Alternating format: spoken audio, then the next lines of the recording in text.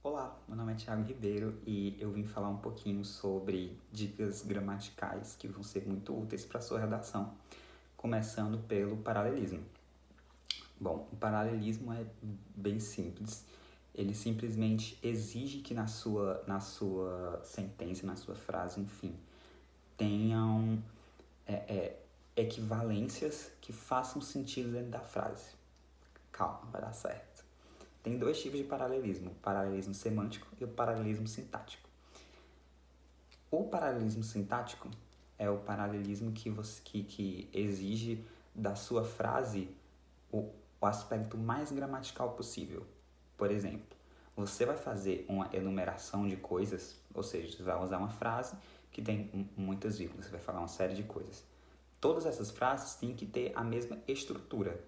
Por exemplo, você está na sua proposta de intervenção, você está fazendo uma solução o tema da redação problematizou, e você diz que o Brasil tem que realizar mais investimentos, construir mais hospitais e investimentos em profissionais de saúde. Percebe que houve uma quebra bem sutil aí, que às vezes o olho não capta de uma vez?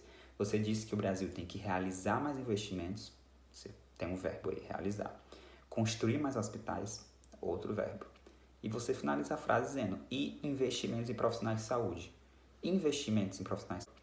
E você finaliza a frase dizendo, e investimentos em profissionais de saúde. Investimentos em profissionais de saúde não é um verbo, investimentos é um substantivo.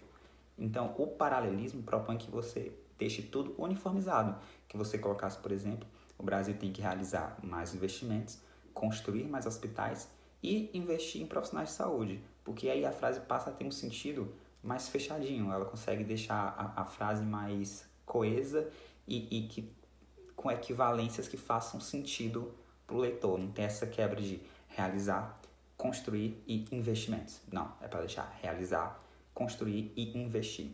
Ou pode ser o inverso, em vez de fazer todos com verbos, você faz todos com substantivos. E isso também se aplica com artigos ou preposições. Por exemplo, você vai escrever a seguinte frase: o Brasil, na luta contra o Covid, precisa de mais respiradores, de mais profissionais de saúde e hospitais preparados.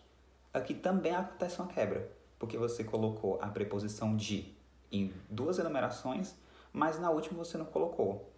Então, houve uma quebra, tem que ser uniforme. Se você coloca de no começo da sua enumeração, você tem que colocar a preposição de em todas as outras enumerações.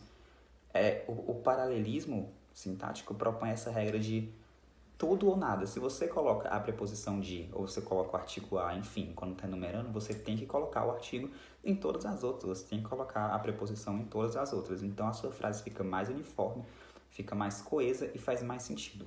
Por exemplo, essa frase, ao invés de ser o Brasil, na luta contra o Covid, precisa de mais respiradores, de mais profissionais de saúde e hospitais preparados, ficaria como? O Brasil, na luta contra o Covid, precisa de mais respiradores, de mais profissionais de saúde e de hospitais preparados, porque você colocou de tanto antes de respiradores quanto profissionais de saúde, então na sua última enumeração, que foi hospitais, você também tem que colocar o de. Ou seja, no paralelismo tem que ser ou tudo ou nada. Você colocou uma preposição, um artigo, ou então, se for outro tipo de construção, um verbo, você tem que ter a mesma estrutura para todas as outras enumerações. Porque caso você não coloque isso, vai haver uma quebra. Não vai ficar equivalente, não vai ficar paralelo. Então, o paralelismo propõe essa estrutura equivalente.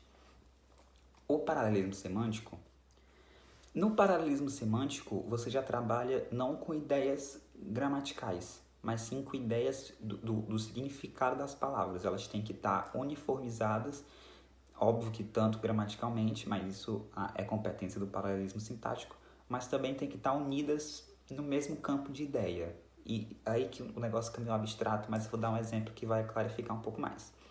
Por exemplo, você está fazendo uma redação sobre violência e você pegou um dado aí por meio de mecanismos para adquirir repertório e você descobriu que determinadas regiões, determinados estados, enfim, do Brasil, tem uma taxa maior de violência. Aí você vai e escreve a frase: há mais violência no Ceará, em Salvador e em Pernambuco.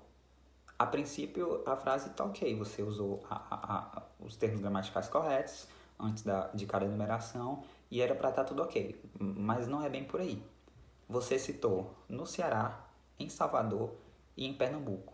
Tem uma diferença muito sutil entre essas três palavras, porque Ceará é um estado, Salvador é uma cidade e Pernambuco é um estado. O paralelismo semântico exige que você coloque ou estados ou cidades. Por exemplo, se você fosse arrumar essa frase, você colocaria no Ceará, na Bahia e em Pernambuco, porque os três são estados.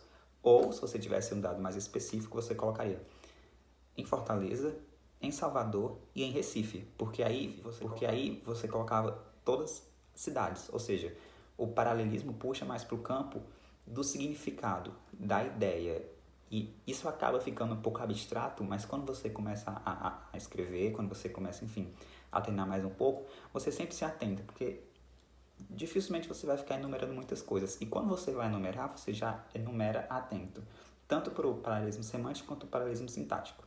Então, fiquem atentos, não é coisa de outro mundo, o paralelismo é uma coisa que fica até mais digerível quando você começa a fazer, você vai escrevendo e você pensa, não, isso aqui eu vou quebrar o paralelismo se eu não conseguir escrever isso aqui. Ah, eu tenho que botar o dia, eu comecei com um dia, eu vou terminar com um dia. Então, não é muito uma coisa difícil assim de compreender e você vai pegando um jeito com a técnica. Tanto é que quando você aprende paralelismo, até na fala, quando você vai falar, você vai enumerar algumas coisas falando, você acaba também se corrigindo enquanto fala, mesmo não estando na redação.